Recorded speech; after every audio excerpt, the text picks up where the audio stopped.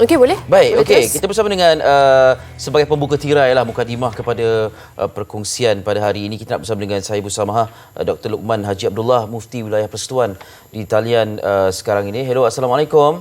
Salam. Ya, Doktor, boleh dengar dengan jelas? Ya, saya nak. Alhamdulillah. Apa khabar? Alhamdulillah. Ya. Doktor, seperti yang kami maklumkan tadi, kami ingin berkongsi pandangan, pendapat dan juga pencerahan tentang situasi yang berlaku pada masa kini tentang pendakwah di Malaysia khususnya ini. Jadi antara perkara yang menjadi keperluan untuk seorang itu menjadi pendakwah ialah pentauliahan untuk mereka menyampaikan ceramah dan sebagainya. Jadi kalau boleh dapat dikongsikan sedikitlah bagaimana sesuatu tauliah itu diberikan kepada golongan ini. Assalamualaikum. Assalamualaikum. Kalau di setiap negeri di Malaysia ini ada undang-undang itu yang berkait dengan pentauliahan ajar agama. Ya. Yang biasanya dimasukkan dalam enactment pentadbiran hukum syarak negeri masing-masing. Kalau di wilayah persekutuan kita ada Akta 505 yang berkait dengan pengajaran agama. Di mana setiap mereka yang ingin mengajar agama di wilayah persekutuan, mereka perlu mempunyai tauliah. Dan untuk mendapat tauliah itu, mereka perlu memohon ke pejabat mufti dan pejabat mufti akan menilai dari segi kemampuan, dari segi qualification lah, kelayakan, dan antara kelayakan yang kita perlukan ialah khas lain daripada sijil. Sijil yang mereka ada, dan semestinya sijil itu sijil yang tinggi, tetapi memada kalau mereka ada sijil peringkat tertentu pengajian agama, sebab tauliah yang diberikan itu ada beberapa jenis. Ada yang jenis fardu ain, ada yang jenis mengajar Al-Quran. Jadi kita akan tengok permohonan mereka itu untuk permohonan jenis yang mana satu. Untuk mengajar Al-Quran, maka kita akan memastikan kemampuannya dalam aspek-aspek Al-Quran seperti tajwid dan sebagainya. Kalau permohonan itu yang berkaitan dengan fardu ain, maka pejabat mufti akan memastikan pemohon berkenaan mempunyai ilmu yang cukup untuk mengajar ilmu fardu ain kepada masyarakat. Dan kita adakan interview temu bual sebenarnya dengan calon-calon yang memohon tauliah, dan daripada hasil daripada maklumat yang kita perolehi, maka kita akan berikan tauliah kepada mereka. Dan kita juga ada satu tapisan keselamatan oleh pihak PDRM. Jadi semua maklumat ini kita akan kumpulkan dan selepas melalui proses temuruga dan pihak jurukuasa berpuas hati, pihak panel berpuas hati dengan calon berkenaan, maka akan dibawa kepada mesyuarat kuasa pengawasan agama di wilayah persekutuan. Dan inilah akan memutuskan sama ada mereka ini layak ataupun tidak untuk diberikan tauliah. Jadi itulah yang diamalkan sekarang di wilayah persekutuan. Ini bagi memastikan mereka-mereka yang diberikan kebenaran mengajar agama di wilayah persekutuan ini, mereka ini benar-benar mempunyai kelayakan, benar-benar mempunyai ilmu tentang agama Islam yang boleh mereka kongsikan dengan masyarakat awam di wilayah persekutuan. Baik. Doktor, bila bercakap tentang pentauliahan ini dan ia bermaksud kebenaran untuk mengajar agama, adakah ia tertakluk juga kepada pengajaran agama di platform media sosial ataupun hanya di masjid ataupun di kaca TV, di radio dan sebagainya sahaja? Dari segi peraturan kita melihat dari segi di tempat mana dia mengadakan program berkenaan. Kalau program berkenaan diadakan di wilayah persekutuan, mereka tertakluk kepada peraturan yang ada di wilayah persekutuan. Dia tidak melihat kepada sama ada platform itu secara online atau tidak, tapi lihat kepada di mana tempat diadakan program berkenaan. Baik.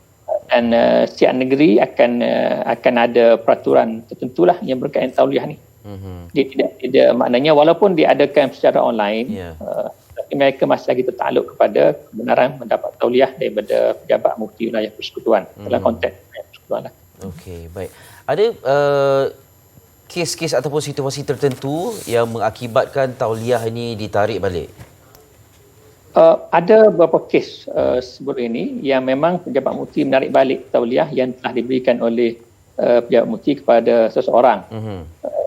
Kalau kes contohnya misal kalau kita kenal pasti pemegang tauliah berkenaan telah terlibat dengan ajaran sesat yang telah difatwakan di wilayah persekutuan, maka atas itu mereka sudah tidak layaklah untuk memegang tauliah berkenaan, disqualified lah. Jadi ini pemantauan tentang ini sebenarnya di bawah Jabatan Agama Islam Wilayah Persekutuan, bahagian penguasaan. Jadi pejabat mufti hanya mengeluarkan tauliah dan proses berkenaan di pejabat mufti, tetapi untuk penguasaan maka ia di bawah bidang kuasa Jabatan Agama Islam Wilayah Persekutuan. Kita ada dua agensi yang berbeza yang menguruskan hal ini. Satu yang menguruskan hal pentauliahan, dan satu lagi yang menguruskan penguatkuasaan. Penguatkuasaan itu akan juga mendapat pandangan daripada pejabat mufti sebelum sesuatu tindakan dilaksanakan. Sebab kita perlu maklumat yang jelas, bukti yang kukuh untuk kita menarik balik tauliah yang telah diberikan kepada individu berkenaan. Okey, Doktor, sejauh mana tindakan penarikan tauliah ini dilakukan dalam situasi yang memperlihatkan akhlak dan juga tindak tanduk seorang pendakwah itu yang mendapat reaksi negatif dalam kalangan masyarakat umum? Sebab tadi kalau doktor sebutkan lebih menjurus kepada pengajaran dan penyebaran ajaran selain daripada ataupun ajaran sesat yang tidak berlandaskan sunnah wal jamaah. Jadi kalau perkara-perkara lain seperti akhlaknya, tindak tanduknya dan sikapnya di mata umum itu bagaimana? Ya, perkara ini pun ada antara perkara yang kita lihat. Sebab apabila kita memberi tauliah kepada seseorang, mereka sebenarnya mempunyai lesen besar untuk mengajar agama di wilayah persekutuan. Dan kita nak memastikan mereka yang memberi tauliah ini juga menunjukkan akhlak yang baik, akhlak yang sempurna lah, yang tidak menjadi fitnah kepada agama Islam itu sendiri. Sebab mereka yang membawa tauliah ini, mereka adalah wakil daripada pejabat mufti, wakil daripada pihak perautoran agama untuk menyampaikan agama kepada masyarakat Islam di wilayah persekutuan. Jadi kami mesti memastikan mereka ini mempunyai contoh tauladan yang baik kepada masyarakat. Sebab apabila mereka ini mempunyai tauliah, mereka sebenarnya telah menjadi model kepada masyarakat awam. Jadi apa-apa yang perkatakan, apa-apa yang dilakukan oleh individu ini, dia menjadi pesan kepada pihak lain. Jadi kita akan pastikan pemegang tauliah di wilayah persekutuan ini tidak terlibat dengan perkara yang menjadi fitnah kepada agama Islam itu sendiri. Dan ini sangat penting sebenarnya. Pastinya. Baik, Dr. Luqman, terima kasih banyak-banyak atas pengusian. Ya, selamat bertugas ya. Sama-sama. Assalamualaikum. Waalaikumsalam warahmatullahi wabarakatuh. Ya, saya bersama Dr. Luqman Haji Abdullah, Mufti Wilayah Persekutuan.